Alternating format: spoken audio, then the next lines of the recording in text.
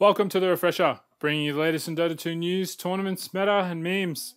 This episode covers the 7 days leading up to the 28th of August, 2017. And boy has it been low on Dota and high on Dota-related shitposting. Let's get straight into it.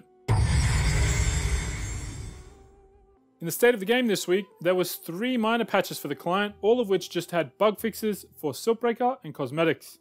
The only real gameplay change was a bug fix for Teleport Scroll, resolving the issue where its cooldown was longer than it should have been if you moved it to your backpack while you were porting. In esports news, the post-TI shuffle continues. European squad Singularity announced that they would be sticking together for the upcoming season, but departing from the Singularity banner and going back to playing under their original team name Let's Do It. TNC isn't making any changes either, but their most recent coach and analyst Kipspool has departed from the team. Warriors Gaming Unity has a completely new roster, and perhaps one of the most diverse Dota teams we've ever seen, bringing in 5 players from different teams who all have different nationalities. Miracle is in position 1, Firo mid, Velo offlane, and Screen and Fly Solo will be playing support. Clutch Gamers has kept Boombacks and Armel, and rounded out their new squad with Bocarino, Jo, and a new Filipino pub star called Mac. Fnatic also announced their new lineup this week, featuring none other than Eternal Envy himself. Yes, that's right, EE and Pilot Eye are moving on from the disbanded Cloud9 and heading to SEA, along with European mid-player Excalibur to replace the Korean duo of Febi and QO, as well as Fnatic's Position 1 player Arjit. In tournament news, there's still nothing going on right now as the top teams are sorting out their rosters, but we did get a bunch of new tournament announcements to kick off the upcoming season. StarLadder has announced the I-League Invitational Season 3, which will be the first Valve-sanctioned minor to run as part of their new system. The main event will run from the 12th to the 15th of October, with 8 teams competing for a $300,000 prize pool and those precious TI qualifier points that we still don't know much about. StarLadder has also opted to run open qualifiers for all 6 regions, which start this week, so if you want to give that a crack, check the link in the description right away. DreamHack Season 8 was also announced this week, running from the 1st to the 3rd of December with a $1 million prize pool. It'll be the second major to run this year after ESL 1 Hamburg, and also includes open qualifiers for all 6 regions starting sometime in September, followed by group stages and then an 8-team LAN finals. WESG is running again in 2018 with another $1.5 million prize pool. It's a bit of an oddball tournament because it only accepts national teams, but with that much money on the line, it's still worth keeping an eye on. And we already knew about ESL's upcoming major in Hamburg, but this week they announced a new global partnership with Mercedes-Benz, which will kick off officially at the major. Another sign that esports is still on the rise and global companies are starting to look for ways to enter the market. In this week's meta review, y'all need to stop picking Jungle LC. She's up 2.56% in pick rate despite having a 45% win rate in the most common brackets. Anti-Mage doesn't do much better, but he's also up 2.4% this week, and PA, Sniper, and Pudge also rose more than 2%, but at least they have positive win ratios. On the bottom end, people have realized that despite the buffs in 7.06F, Windrunner still kinda sucks. Nature's Prophet isn't that great unless you mind control, and you never really get to level 20 online to make use of his buffed ulti talent, so all of those heroes fell 1 to 1.5% this week. Now onto the content corner. And this week, Nahaz released a new video in his Esports Economist series about brand equity, which is definitely worth watching if you're interested in the business side of esports. Team Liquid user JDC214 wrote an excellent post about playmakers in Dota over on the Liquid forums, and after 18 months of development, the custom game Reincarnation RPG is finally available to play in the arcade. If you're a fan of classic Warcraft 3 RPG mods like Twilight's Eve, then go and give it a go. They've got more than 40 completely custom heroes, 16 different dungeons, a bunch of professions, and a long storyline with quests, cinematics, and custom dialogue. But now it's time for Shitpost Central, where good content like that goes to die. Let's start off with this week's big Dota drama, which all started with a Reddit post adding Twitch streamer Dotagasm, aka Nara, as a catfish.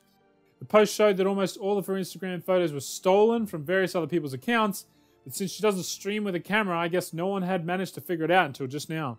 And that honestly wasn't that big of a deal until the r/Dota2 mods decided to remove the post from the front page of the subreddit, claiming that it wasn't related to Dota 2. And boy did people lose their shit at that.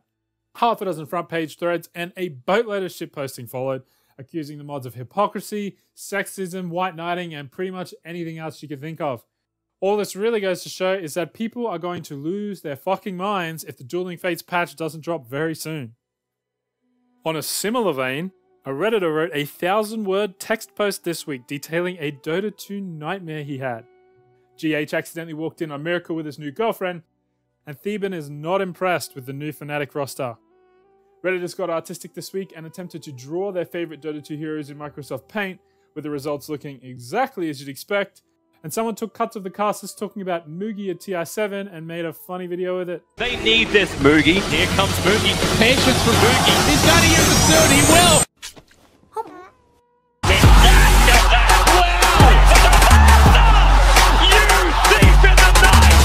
And that was immediately eclipsed by what is quite possibly the greatest Dota 2 anime crossover video ever, which you should definitely go and watch in full right after this.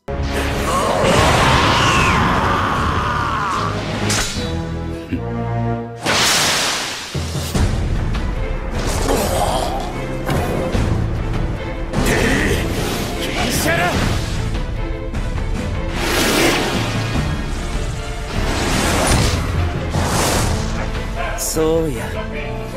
And if PPD's recent Twitch streams aren't salty enough for you, Dota Recap has you covered with a new video showcasing all of PPD's saltiest moments since becoming a panelist. If you guys want to touch it, I'll touch it. What's it like being a professional Dota player, traveling the world, making hundreds of dollars? Fuck off, dude. I mean, it's fun. Dude. It never gets boring, dude. In stream highlights this week, no one gets permastun. Slacks really doesn't want to play Windrunner despite his fans' very strong encouragement. Grand flames Arteezy for a bit, and PPD shares his true feelings.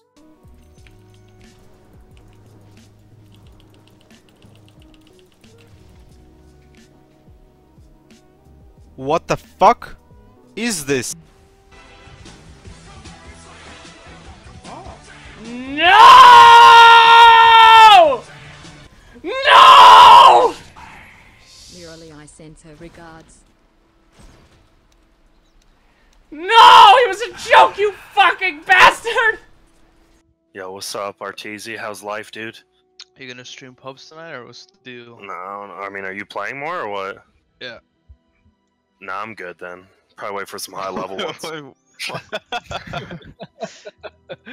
When's Mason playing? He's playing it now. Oh shit, I'm alright. Stream's on. Streams. Nah, I'm just chilling, you know. Oh, look at Arteezy's anti-mage. Look how high his GPM is. Oh my god. I love Arteezy so much. He's my most favoriteest player in all of Dota 2. Arteezy, I love you! That's the refresher for this week, folks. There wasn't anything new in the world of Artifact over the past 7 days, but rest assured, as soon as there is, we'll be bringing it to you right here as well. So don't forget to subscribe. If you liked the video, give us a thumbs up and leave a comment about your Dota 2 nightmares.